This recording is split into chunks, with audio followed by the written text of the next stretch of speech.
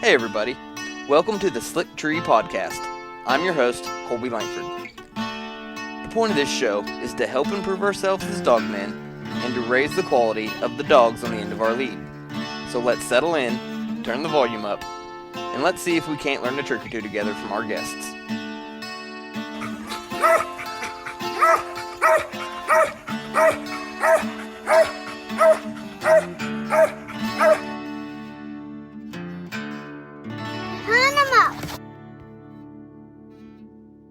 I trained him, and he lived 10 years old, hunted him hard his whole life, but traveled around, met lots of people. But I had some buddies that come up every year, and we was hunting one day, and here a limit is 10 a person, and there was actually 5 of us. We'd split up into 2 groups, and we was hunting, and we missed our limit by 2 squirrels. We killed 48 squirrels, but during that time, we'd made a tree with Skillet and went to him and killed the squirrel, and he retrieved. He'd carry the squirrel back to wherever, bring it to you. If we were road hunting, he would bring it to the buggy or the truck, just whatever. But so he'd picked up that squirrel and was heading back, and I seen him come by me and seen him go on over to another tree, and he just laid that squirrel down at the bottom of the tree and just went to treeing, and he had another squirrel, and that just amazed everybody that was with me. And I've seen him do that a lot in his life, but that was a pretty unique deal that I've never seen happen before or after that. And you think about it, how does a dog able to smell another squirrel when he's carrying one in his mouth? Mm-hmm. But I've seen him do that multiple times where he did that, but everybody was just amazed, and that was a talk at squirrel camp, that time. They just couldn't believe that he could do that. I can believe it. A dog's nose is really something that's hard for me to fathom when you think about just how good it is. Because I've never heard of a squirrel dog doing it, but I've seen bird dogs point with a quail in their mouth, and I don't know if they can just smell the difference in individual animals that clearly. Right. Well, I don't know if, like, when they're dead, if they smell different than when they're alive, or how that is either. But I actually had him do it twice one time. We killed a squirrel, walking back, he was carrying it out, laid the squirrel at the bottom of the tree, treed another one. I went ahead and put it in my game bag, went to walking out, and he did it again.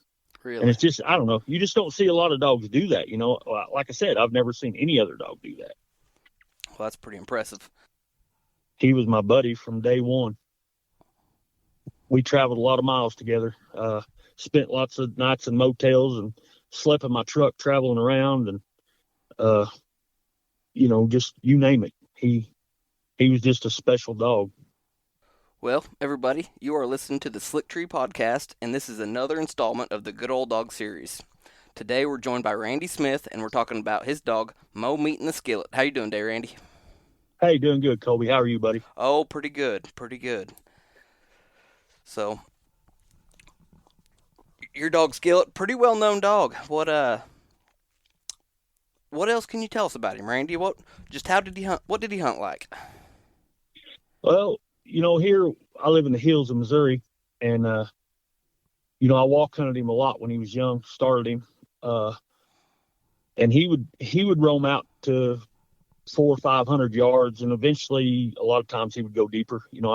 I've went to trees with him a half mile away before, but most dogs don't have to go that. He wouldn't have to go that far if he was absolutely any squirrels at all. He would tree at your feet, and he would tree wherever he had to go to do it. Hunted good, smart, winded, could wind squirrels, could run it, work a track. Didn't actually have his nose on the ground, but just kind of he could run a track really well. He was just right for me. I don't think a dog should have to go over a quarter of a mile, to tree a squirrel. Really, he'd hunt around you every direction. He'd come by you once in a while. So it sounded like he had a really nice handle on him. Was he a house dog for you, or was I he never a kennel had him dog? in the house, but he would absolutely worked in the house. A lot of his pups, actually, people took in the house when they were little and were just naturally housebroke. It was kind of amazing the stories you got from them, but he would do anything I wanted him to do. So what can you tell us about his conformation?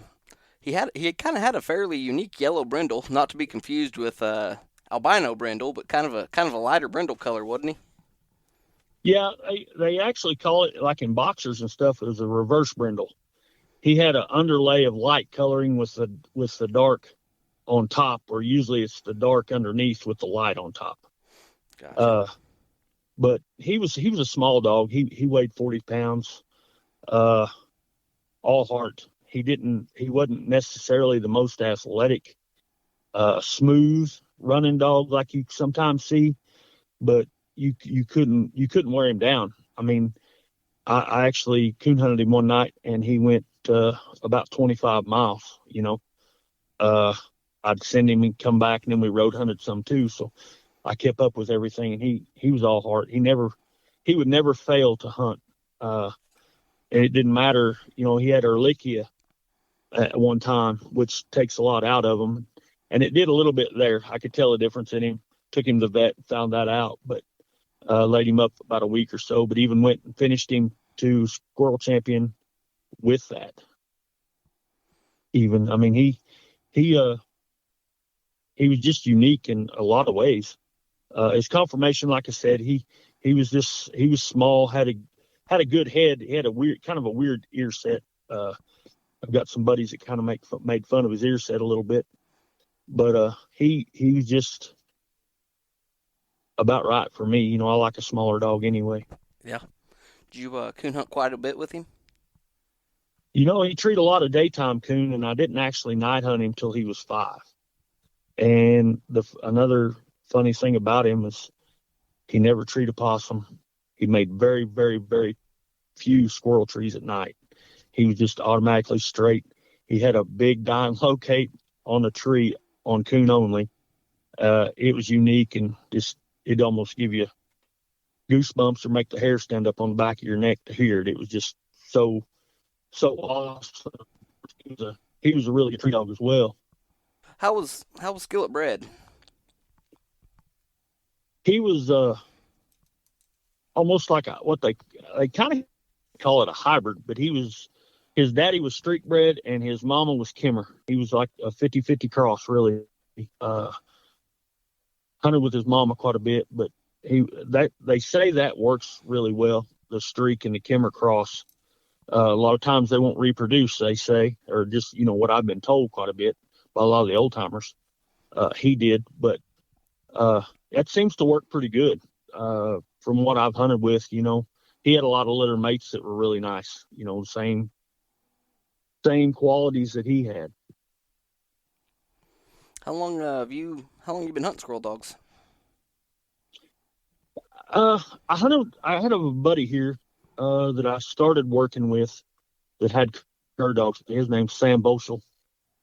He had Kimmer dogs, and I got to hunt with him, and man, I loved it. I mean, we usually have a lot of squirrels here, so it's kind of always action packed usually.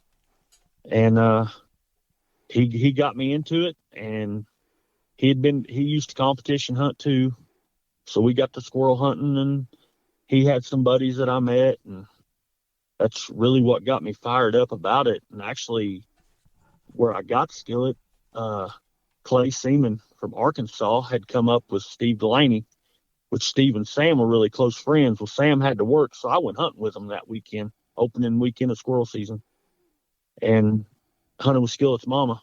And she was dynamite. I mean, she was just, to me, just like Skillet.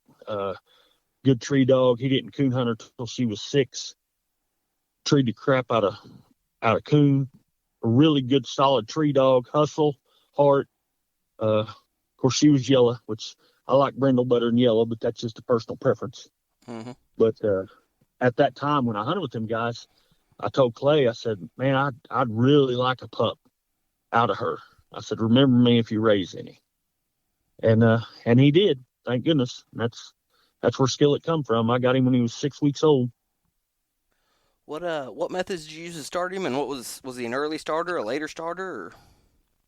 He treated his first wild squirrel at 3.5 months old. I could kill a limit with him at 6 months old, easy. He was just a natural. me and my brother was actually riding around in the buggy, and he was just a puppy, and a squirrel crossed the road in front of us, and he just went nuts, and it surprised me because I mean, like I said, he was just so young, and I thought, well, that's kind of a weird deal, so we just kept on going, and another one crossed, and I actually put him down on it, and he treated, and Really? it just and a good tree dog right out of the gate. I mean, just every breath, and he just went on from there. Hunted pretty hard, and I actually sold him at one time, and ended up getting him back like 6 months later, and so thankful I did because I don't know how to ever, nothing would have ever been the same for me if I hadn't had him. Uh, but I work 3 days a week and I hunt four, and I hunted every day I was off work. The 4 days I'm off, I hunted every day, and that's what made him. Hmm. So you do a lot of road hunting out of a buggy over there, don't you? Yeah, I do some of each. I do more road hunting now than I used to. Uh, Usually have a bunch of friends come in every now and then, and we hunt and do that. But it's pretty rough country over here, up and down, steep. Usually road hunting, it's you make a lot of trees, so you're still walking your butt off, but they're usually less than 100 yards most of the time each tree. But there's a lot of people that think it, treeing squirrels road hunting. Well, they just run across the road and you tree them. Hot road squirrels, it's being called. And like Skillet, you'd be roding down the road, and he'd throw that head up in the air, and he'd shoot in there 100 yards and just blam, just blow up tree. And you go in, kill the squirrel, come back, do it again. Or occasionally, he'd work a track. Even like I said, you could see him working it through the woods on the bad days or the hot, dry days, and just bam, he'd lock up trees. But he was a he was a really good tree dog, you know. Uh, but that way, you're not climbing up and down the hills and the mountains all the time and the rocks. Hmm. So it's a little easier, and you actually keep the dogs in better shape than you do walk hunting them, to be honest. Just because they travel more ground. Yeah, and you're kind of pushing the pace. So you kind of decide how fast you hunt. Uh, and they hunt different style. He would stay in the road till he smelt a squirrel.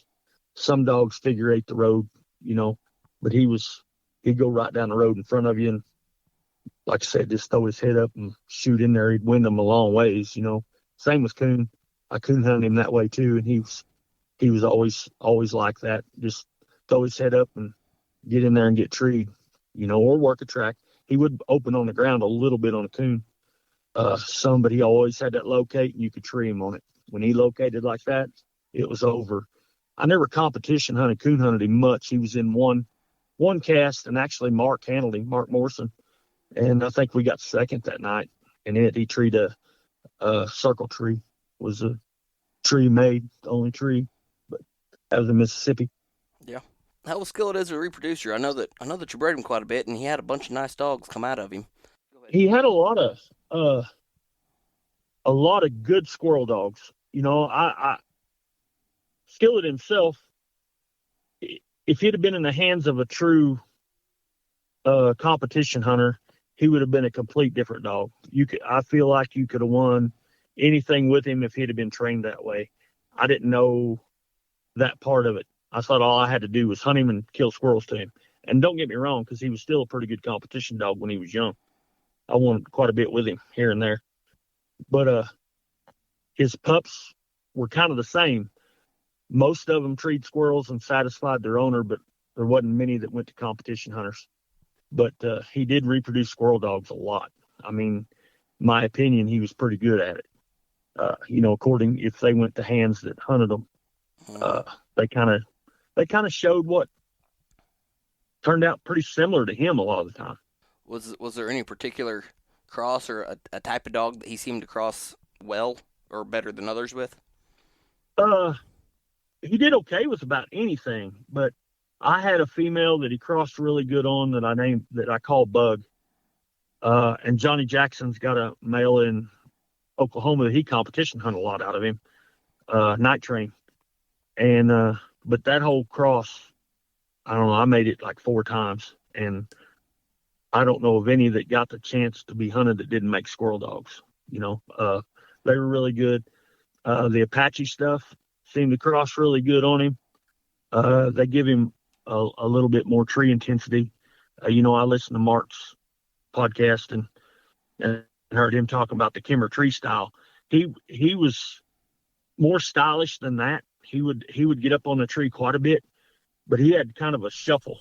He would stand right at the base looking up the tree and go from one front leg to the other, just kind of rotate, just kind of a dance. Like Apache, they call it the stomp. He would bounce on both front legs, if you watch Hmm. any video of him or anything. But it's kind of unique how dogs do different. But Skillet did that, and that cross turned out, like I said, you got more intense dogs out of the Apache stuff just because it was in there. And you saw his winning ability, which he had pretty good winning ability, which they all say come from the Kimmer side. Uh, they could do both pretty good. I've got a pup out of Skillet, or I seen a pup anymore. She's 7. Uh, Jip I call Pepper. That's out of Skillet and Dove, and she's a pretty nice dog. But you can see both parents in her a lot. Skillet complimented about anything that you bred him to. Yeah, I drew Johnny in train. He trains a nice dog. Uh, he had a lot of go and a really nice mouth. He I don't think I ever beat him on a squirrel cast. I did beat him in a coon hunt cast, but no, he's a very nice dog. Yeah, I haven't talked to anybody that didn't like him. And actually, I've bred a couple of Jips to train. Just keeping that. I've got actually a young Jip here out of train and another Jip that I have. And I'm probably going to breed Pepper to him, a half brother, half sister cross, and see what happens. Yeah, that might work. But a lot of my friends have litter mates or the same cross anyway as train, and a lot of them, man, they're just dynamite. Good tree dogs, uh, hunt fast, just pretty nice dogs. Hmm. That first time I drew train, we hunted. I was hunting my house dog I had, and it was a 2-man cast, and it was just me and Johnny on it, and we were leash locked, and it was an NSD hunt, and we were leash locked, and about got our guts walked out by the end of it. It was both dogs going separate directions and getting treed and being alone. It was a really fun cast. It came right down to the wire.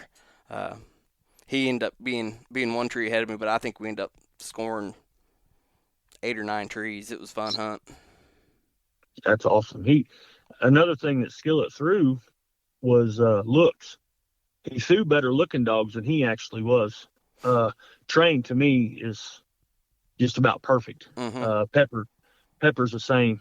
I actually won the UMCA World Bench Show with her, which, they're not real big.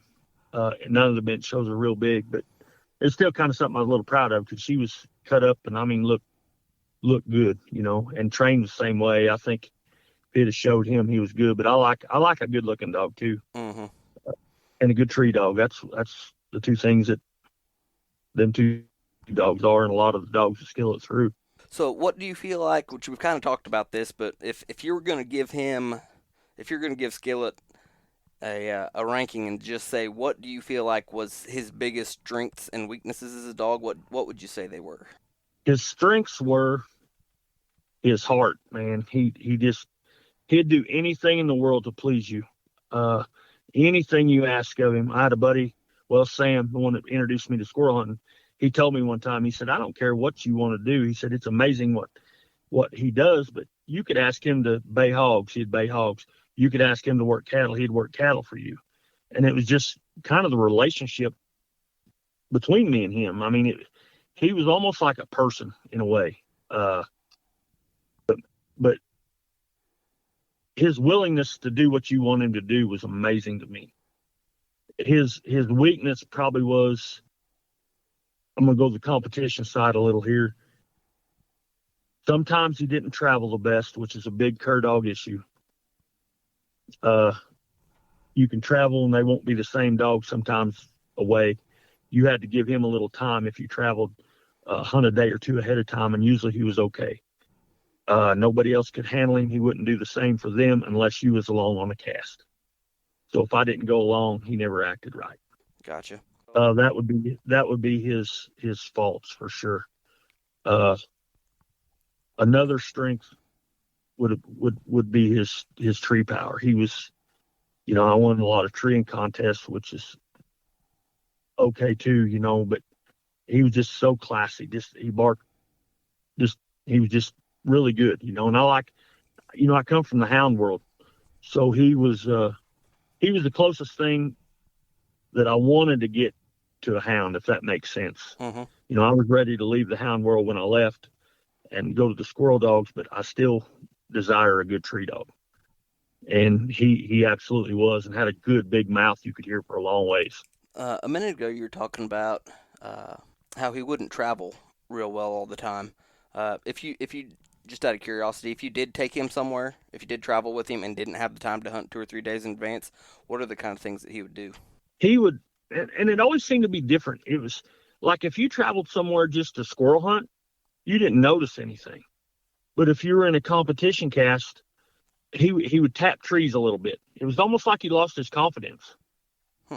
Uh, and like I touched on also earlier, if I had been a different trainer and knew more about the competition ways, I could have fixed that. Yeah. A lot of, not all of it, probably, but a lot of it. He would have been a different dog in the competition hunts. Which, like I said, he had a pretty good track record anyway. Uh, Now I mostly hunted UMCA and NKC at that time. OMCBA was so far away most of the time, and I didn't get to go. I did travel to one. I went to Jamestown one time, and like I said, my buddy handled him, and he wasn't the same for him. What I know you did some winning with him. What were some of the things that Skillet accomplished as far as winnings? Oh, he was a squirrel champion in NKC, squirrel champion in UMCA, Grand Bench champion, Grand Tree. But see, he got Arlecchia when he was 5, I guess, and I kind of cut him short on the competition. I quit going, and oh, everything kind of changed about that time at the competition hunts too. So I was just ready to be done with that and squirrel hunting. But man, I had people travel in and hunt with me all the time, or I went to their place and hunted all the time, after that. But he had plenty of titles for me. Mm-hmm. Well, you got any other good stories about old Skillet? Well, we touched about his handle a while ago. Uh, I was actually on a cast in Mississippi one time, and he'd treat a squirrel across the slough, and the slough was probably 100 yards wide. And actually, the other dogs, we were split treed, so they were back over way, so he's going to score his tree first.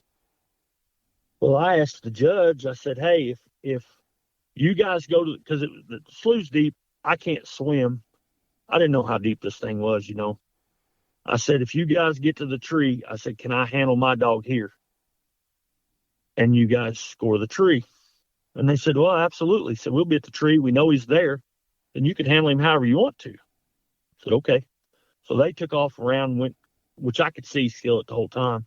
Well, they walked around and actually crossed part of the slough. It was pretty deep. Got over to him and they say, okay, now how are you going to do this? How are you going to handle him? I just hollered at him, Skillet, come here.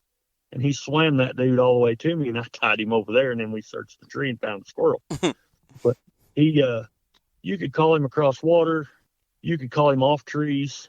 Uh, if he could hear me, he was coming to me. He was just, he was just smart. If I had to give him an edge over other cur dogs, that's probably what it would be. Was just his brains. Uh, we'd go on buggy rides on the weekends sometimes, me and buddies, and I'd take him with me. And every now and then somebody'd say, can he really tree squirrels like that? I said, oh yeah. And we'd just be sitting around down at the river or whatever, and I didn't even have him hooked. I'd just take him out of the buggy. He knew what I wanted. He'd just shoot in there and tree a squirrel just all the time. I mean, people were just amazed with him, to be honest. And not that he was any better than anything else. Not really saying that, but he was definitely unique for any kind of dog. Like I said, just the bond that we had, and I've had several other good dogs out of him, also that I like, but none of them's really conquered his personality. They've had it, but not like he did. Hmm. So I've seen a rock you take pictures on a whole bunch of times with a whole bunch of squirrels. I'm not asking for where that rock is, but what can you tell us about that rock? Well, that turned into kind of a funny story. I've got a couple buddies here, and I like pictures, not necessarily for tailgate pictures, but just for pictures, just for art. Hmm. So, like there's a couple different rocks, but the one main one is a place that I hunt a lot, and it's got that big lake behind it, and that's why we started taking them there. Uh, and then it just grew. I have a buddy that lives here pretty close to me that hunts a lot of the same areas, and he got to doing it, and then it just kind of blew up, And you've seen the poster, everybody's joking about the rock and all that. So it's I don't know. I just like taking different pictures. Is a lot of it, but that one's kind of funny. But me and my buddy, the same guy that uses the rock sometimes too. We actually have a park here that's got a like an amphitheater. And one Saturday after we got done hunting, we killed a limit of squirrels. We went down there on the stage at the amphitheater and took pictures of our tailgate. Just it just I like to have fun whenever I do too. But we're blessed with so much hunting here, public land, which I've got a lot of private too. But man, the public land here is just amazing, really, and it gives me, I've got 100,000 acres here that I'm 30 minutes from, just different directions. That's pretty So awesome. I've got a place like that rock at every one of them. There's another lake that I go to quite a bit and take pictures on picnic tables in front of it. There's a big picnic table and took some there, and it's pretty unique. That was also where we took one of the pictures. Skillet was on the cover of Full Cry twice, and not really because of him, but just because of the pictures were good. Just kind of artwork. I took one in the snow. We had about a foot of snow on, and he treated a squirrel, and I took it actually with my phone, and it made the cover. And then I had a buddy from Arkansas come up uh, that also squirrel hunted. He actually bred the Skillet a couple times and had some pretty good dogs out of the crosses. But he come up with a camera, and we had a ball, went and took a bunch of pictures, and one of those made it on the cover of Full Cry as well. That's pretty awesome. What I know you do some other. I know you run some coyote hounds. What other kind of dogs have you been into in your life? I I think I've seen some pictures of you even as a kid running coyote hounds. Yeah, growing up, my dad and grandpa run foxhounds, and we lived on a dairy farm. So we'd get done milking and with chores, and we'd go hunting. We'd go run dogs. But we always had foxhounds, and we always had beagles. Uh, my grandpa passed away. Oh, I think I was 20, 21. My dad kind of got out of the hound business then, and so I've always had a passion for hunting with dogs. So I got into coon hunting for several years and did that and liked it. And then it just got too complicated. You had too much big money in it. It was hard for your regular working guy to compete in the big stuff. And timber industry went kind of crazy here, cutting timber. So I thought, you know what, you can tree a squirrel in 5 acres here. I mean, we have a lot of squirrels usually. So I thought, you know what, I'm going to get a squirrel dog, especially after I'd been hunting with Sam and a few other guys, like I said, Clay Seaman, where I got Skillet, and and them guys. And so when I got him, he was luckily easy to train, easy to get going, and he more or less taught me more than I trained him, to be honest. And just went from there, and of course, I still squirrel hunt pretty hard, but also, like you said, I got back into coyote hounds, and I love it. But it's just kind of it's just my passion, hunting with dogs. Uh, I can honestly say I've never had a dog that meant to me as much as Skillet did. I've had a couple other that was close, but Skillet was just like I said. He was more like somebody. You could have a down day and have him with you, and it's like he understood everything he was going through. It was just kind of an amazing deal with him. Not only was he good at his trade, which he was, he could tree the far out of squirrels. A lot of people has told me he's the best they ever hunted with. Uh, but he was just the companion part of him, was what made him what he was really. Uh, like I said, we traveled all over together. And, I had in boys from Arkansas, Gary Mitchell and Joe Walker, D. Patton, I got to know them a little bit. And one of the first hunts I was at down there, I took Skillet to, I remember Gary saying, man, there's no telling where you're going to show up. He said, you're somewhere every weekend. And I said, well, I like it. And I said, I think I could compete pretty good. And we laughed. And the friends I've made through squirrel hunting is amazing. Like I said, Mark Morrison is a good friend of mine. Jeremy Garner, good friend of mine. Uh, just I could go on forever with the people I've met, and still friends with Reed Franks, who had the Tennessee Maximus dog.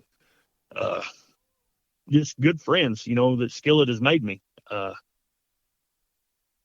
But he was just fun to hunt. You just go kill squirrels, kill a sack full of squirrels. Even in the heat, it didn't matter. You really couldn't slow him down. He just had that passion and heart that he was just going to go tree squirrels, no matter how you wanted to do it.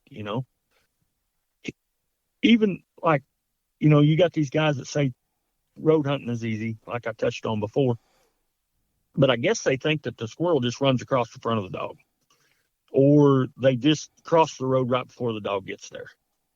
Well, those are the hardest ones to tree. Most dogs cannot do that. Most dogs will go backwards on them or can't smell them. I don't know what the deal is, but anybody that's hunted that way, and even coon hunting, you see that once in a while where they can't do that. Well, I could get Skillet out of the buggy and put him on one, right after it crossed, and he could tree it. He was one of the few dogs that I've actually seen that could do that. And I don't know I don't know why. Like I said, anybody that's hunted has seen that a little bit, though. I seen it when I had hounds, when I coon hunted a lot. But it's just, for some reason, they can't smell them real good. But he could do it. He just was pretty good. Never had a mean ill bone toward anything or anybody. I kept him I had a pup out of him named Juice. And he was a heck of a good dog in his own right. He went on one Ohio State hunt up there right after I sold him. And but I kept them in the same pen. Never had a bit of problem with them. Two males, you'd normally never ever do that. But he seemed to. Even his pups were that way, though. They never had any kind of meanness or super hyper, ignorant acting, really. Mm-hmm. When you were competition hunting him, did you feel like he needed squirrels? Like, could you hunt him and get him? Would you tune him up for a hunt by just working him like it was a comp style hunt, or did you feel like that would take away from him and he needed the squirrels? Well, most of your guys don't like killing squirrels to their dogs because that's what gets them looser around the tree. They feel like, from what like I said, I know a lot of guys and made a lot of friends at competition hunt, and everybody's pretty much the same on that. But when I got him, I killed squirrels too. I mean, that's what I enjoyed doing. I enjoyed squirrel hunting. So that's what we did. Now, I think he could have been better if I hadn't have, I didn't necessarily cut him and send him. I usually walked with him, but he would take off and go. I think he could have been trained different that way, but I always killed squirrels. I don't think you'd have had to, because he was a good tree dog. And I absolutely, and that was bred into him, of course, but I don't think you'd have had to kill squirrels to him at all for him to do what he did. I was just curious about that. I was curious to hear your thoughts on it, anyways. Well, there's just so many tricks that you can use to keep them tied on a tree, but a lot of the guys don't kill squirrels to them. When you go to shooting all the time and getting squirrels to timbering, and they get to looking and seeing everything, it does make them, you got to work on them all the time for that then. But he wasn't. I mean, don't get me wrong, because it never loosened him up, but that's just what a lot of your big time handlers and hunters, winners say, and that's how they prefer to hunt, most of them. But I rained squirrels down on him. I mean, there's several years that I killed close to 1,000 squirrels to him. It's a lot of squirrels. Oh man, I'm telling you. But like I said, our season opens up the end of May and runs till February 15th. And before I got into coyote hounds again, I hunted 4 days a week. I mean, I worked 3 days. I worked 12s, at the hospital, but I hunted my butt off. And we'd hunt all day. I mean, it wasn't like we'd go out for a couple hours. We hunted all day, and Skillet would be on the ground. He was the only thing I had a lot of the time then. So I mean, he would be on the ground going the whole time, unless I was hunting with somebody that had another dog. But we never hunted them together. We always hunted them solo. So we would pick him up and put their dog out or whatever. If we was road hunting, now if we was walking, it was different. We'd have two dogs loose together. And then you was usually walking to trees that were quarter apart or half a mile apart, just because most of them have that competition instinct bred into them, or nowadays where they don't want a tree together. So unless you just popped one up right when you turn loose, they were going to get apart and get treed. Mm-hmm. But he was always a natural stay put tree dog as far as pressure like that. He wouldn't ever pull to another dog. Whole gun pressure. That was I went with some buddies of mine up at Ava, and we was walk hunting and walked a lot, and dogs would get split. We'd go to one dog, kill their squirrel. When we first started, I wouldn't even go to him and tie him up or anything. We'd go to them, to their tree, kill their squirrel, and then go to him, and he would never move, And gun pressure is a little different when you go to raining squirrels down than even dog pressure. Mm-hmm. To me, it's a stronger trait to stay treed than it is just from another dog getting treed. That's just my opinion. But and them guys were just amazed, because he was just about a year old then, and he would hold every bit of gun pressure you put on him. So what's the story behind his name? How'd you end up coming up with Mo meeting the Skillet? Well, Skillet actually come from we went to a concert, and there was a Christian band named Skillet, and we went to that concert, and I was sitting there, and I was supposed to get him like in the next 2 weeks. And I got to thinking about that. I thought, Skillet. I thought, man, that'd be an awesome dog's name. And then from that, I don't remember what buddy it was, but we was joking.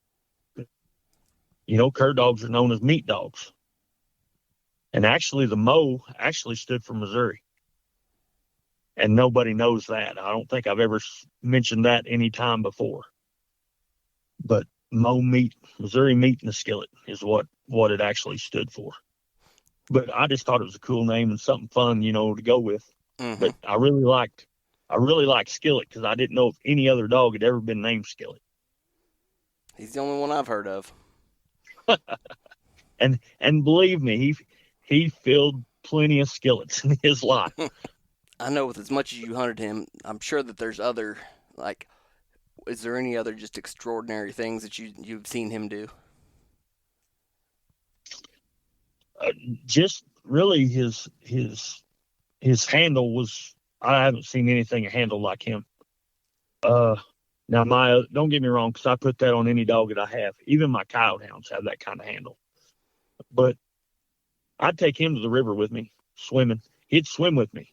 I could get out in chest deep water, and he'd swim. I could call him, and he'd swim to me, and swim around me until I sent him back to the bank. I'd take it, and I didn't have a tracking collar on him when I'd take him to the river, and sometimes he'd wander off and get treed up on the bluff, So I'd have to holler at him, but I could, just to check on him, I could holler at him, and he'd be right there in seconds. He just knew my voice and wanted to be with me. But he did one time. I had some buddies actually tuning him up for a world hunt I went to, and he treed a den tree that had like a key lock hole in the side of it. Where it actually was upside down. It was big on the top and then narrowed down to a long rip in the tree. Mm-hmm. And somehow he got his head up high in the hole and then slid down and was hanging off the ground. They actually went in and found him. They didn't know what they was going to do. One of my buddies stayed there holding him up because they couldn't get him unlodged, but they were holding him up where he wasn't hanging anymore once they got there. But, it's remarkable that he made it through that. There were other things that he just, Ehrlichia, like I said, that sometimes, when the heat got bad, he struggled a little bit, as in they lose a little bit of their nose, I think, when they have that. And I've had hounds that have it that lose their mouth, but he never lost his mouth. He was always had that good tree dog. And I guarantee you with him, he had lung cancer is what actually I had to have him put down, but he had lung cancer. And I guarantee you I could have took him out that day and he would have treated squirrels for me. He just had more heart than anything I'd ever been around. Just the will to please me. He just wanted to do it, but he loved treeing squirrels. But he was just, like a lot of dogs get when they get older, they'll tell you if the squirrels were moving. He'd always hunt, never failed to hunt. But you could tell the difference in his hunting style when the squirrels wasn't moving. He wasn't going to tree anything. You could just tell that, we might as well go home because we're not going to do no good at all. There was a time, another cool story. Had a buddy come in and we hunted, and it was in February and there was snow on the ground. It was 18 or 19 degrees. We wanted to go hunting, so we went hunting. And I think he's the only dog that we took. And he made 23 den trees. And I was kind of frustrated. I thought, man, we couldn't even see a squirrel. I got to question him, which honestly was stupid. We did see one squirrel. I'll take that back. One run his head out of a hole.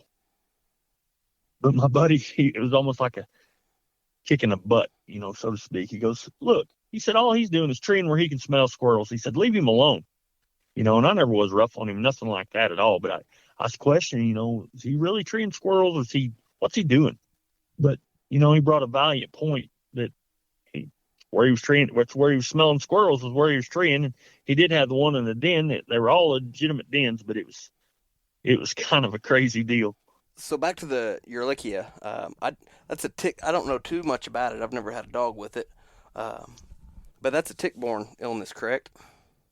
It is. They say it comes from I think I can't remember what they call it exactly, the name of the tick, but it's the tick that has the white dot in the middle of its back. They've always told me that's the tick that carries it. I think it's got to be stuck on the dog for at least 24 hours before it can transmit the disease. I've actually had several dogs with it. I had a really good coonhound that it took his mouth, took his voice. We still won a lot with him after that, but we had to doctor him a lot to get what voice we could back. And he had a huge mouth before that. But Skillet, it never affected his mouth. It affected his nose, maybe a hair. But in the heat of the summer, he wasn't 100%, I would say. I would say he was still 95 probably. But he slowed down a little bit. The heat got to him a little bit after that. But it's something, it comes back on dogs usually every year. I think they've come a long ways in treating it. Used to, doxycycline is what they give you. And they used to do it for 15 days. And I think they found out now, and from my experience, you really need to keep them on it for 30. I'm no vet, but I've seen that work a lot, and to actually get them closer to cured. But here in Missouri, they say that most of your dogs will test positive for Ehrlichia. It's extremely common, and it affects them all different. That's the bad thing. I've seen it kill dogs before. I was gonna say, But what are the signs? most of the time, it doesn't affect them that bad. And some of them not at all. Some of them you'll never tell if they've had it. You got any other advice for somebody that might end up having a dog come down with Ehrlichia? Like with him, I spent enough time with him to tell something was up. And man, if you question anything, always get them checked out. It might cost you a little bit of something, but man, if you catch anything early, and it can be treated. But I really think if you don't let them go through the whole thing, they turn out better. So I also carried Doxy in my dog box. That was more for my hounds, but a lot of times it would show up, like I said, in the summertime, in the heat. So as long as you got them on Doxy, you could put them on Doxy for a couple weeks, and they'd be back to normal. So that would be probably my biggest advice: is always keep that on hand. And second, of course, get them to the vet and get them checked if you think there's anything like that. I've had dogs with Ehrlichia and heartworms at the same time. That was a rough one, but we got them through it and they were okay even, but that was after, that was the 30 days of Doxy. It just It kind of knocks it, and it's the same dosage they give people. That's what's kind of amazing about it. Really? Of course, like I said, I mentioned earlier, I work at a hospital, so I've seen that treated and talked to different doctors about it, which I don't know. It's Ehrlichia with people. It's more Rocky Mountain tick fever and that stuff, but that's how they treat all the tick diseases, from what I understand. Hmm. So I thought I'd heard somewhere that the Urlichia was worse. The hot spots, if you looked at the map, was around army bases, different places in the U.S. If you the closer you were to an army base, and it had to do with where the disease came from. If I'm thinking of the right one, I think I am. Uh, I've not heard that, but of course, I'm what an hour, 10, 15 minutes away from Fort Leonard Wood. yeah, So I mean that kind of would make sense. I like I said, I haven't heard that, but anything like that's a possibility. But uh, it's real. I know it's real bad here because I mean I know everybody's had problems with it one time or another. We all try to keep uh, actually, and I can't even think of the name of the pill, but it keeps ticks off of them for 3 months. It's kind of pricey, but it's the best way to go by far. Uh, I always kept the Seresto collar on Skillet. That was before the pills come out, and they worked pretty good at the time. Hard to You kind of got to manufacture a way to keep them on because they're not made for hunting dogs really. But we would we would get them to stay on the best of our ability. I don't think I ever lost one, but they did work back then anyway. I haven't used one in a while. well, we're getting short on time, but you got any good last story to close us out on? Oh, let me think. It's weird because there's so many. Uh, and he's been gone since 2019, but he's still pretty fresh in my memory all the time. Just I would say, the conservation department come to me wanting to do squirrel hunts for kids and adults that never squirrel hunted before. So I got to do that twice. We did it two different times. We went to Licking one time up there to the nursery, and we actually had a lot of adults show up from. We had two or three people from Columbia, never really been around country folk, so to speak, and they'd seen this ad. They run an ad about it, and I think we had 20 people at that first one. And like I said, most of them were adults or adults with kids. And man, it was a blast. We walked around, and I don't know, we treated three or four squirrels on the outside and some dens. You know how it goes. Uh, but everybody was just so amazed. And of course, he hammed it up for the kids. He loved kids. And then later on that year, we did another one, and we probably had, I'd say 10 or 12 kids at the other one. It was done here in Howe County on a private farm, and I think we actually killed 7 or 8 squirrels. With the agent that went with us, and we had a blast. Little kids shooting squirrels out of the tree to him, and everybody was just amazed and had a ball with him. And I like. It's a great way to introduce kids to hunting with dogs because you don't have to be quiet. You can talk, cut up, laugh. When he's treed. I mean, it's easy, and it comes easy, and it's exciting. And he liked to show out in those situations. He liked attention, and he'd tree a squirrel, and we'd knock it out. Of course, he'd bring it to whoever killed it, and them kids would just roll all over him. But it was fun, and that's something that I really like to do is to get people that's not hunted before like that involved with education. If we don't educate them on this stuff, it's going to disappear one of these days. Or, the animal rights activist or whatever is going to push to get it taken away from us. And, I love dog hunting too much to let that happen. So I try to educate and talk all the time, which I don't shut up much, but Skillet was a good teacher in that. Uh, the kids loved him, and he just loved to perform for them. And everybody was always amazed when they went with him. And that's honestly how he got popular, or people knew about him, was for me talking, of course, and not. I hope I never come across arrogant with him, because that wasn't my thing. he was a good dog, super good dog, but I'm not saying he was the best ever. You know, he was definitely better than average.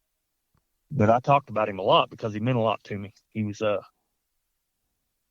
don't know, it's just one of those special bonds you get with a once in a lifetime dog. Hmm. But he trained a lot of people on squirrel hunting, showed them what, and everybody seemed to like him pretty good that ever went with him. Well, he surely sounded like he was an amazing dog. You know, I think I met you. You bred a Jip to him, Hmm. matter of fact. I did. And I met you, and I believe he was in the cab of the truck with me when I met you. I think you're right. He rode with me. Just, I mean, he was just, I don't know. And I know a lot of people don't get that close to their dogs, but he just had that personality and heart. But he was good at what he did all the way around. You know, I had a good friend of mine call me, and we had done some coon hunting shows before. G3 Sportsman, my buddy Scott Turnage, and he called me when I got into squirrel hunting. He said, "Hey," he said, "I want to do a squirrel hunting show." I said, "Man, let's do it." I said, I thought, "Oh, that'll be exciting," and I like doing those. And he was good to us. Actually, give me. They were sponsored by Garmin. He actually gave me my first Alpha and TT10 collar for being on it. So he called me. We met up one day, and actually it had snowed, and there was about 6 inches of snow on. And he met me and my buddy Sam that got me started, and I actually hunted Skillet and Juice, and we ended up treeing 6 or 7 squirrels and had a ball. And you could kind of see everything about them, in that TV show. But it's on YouTube. You can actually Google G3 Sportsman squirrel hunt and watch it, and you guys can see what Skillet was kind of like for yourselves, and see what a pup out of Skillet was like. Juice was a super good dog. I mean, he was more. He actually probably would have made a better competition dog because he was more robotic, if that makes sense. Hmm. He he was more machine like. He did kind of the same things. He was a classier tree dog as far as up on the tree all the time. Barked good too. He was a good tree dog. He had some jukebox in him, and I think that helped a little bit.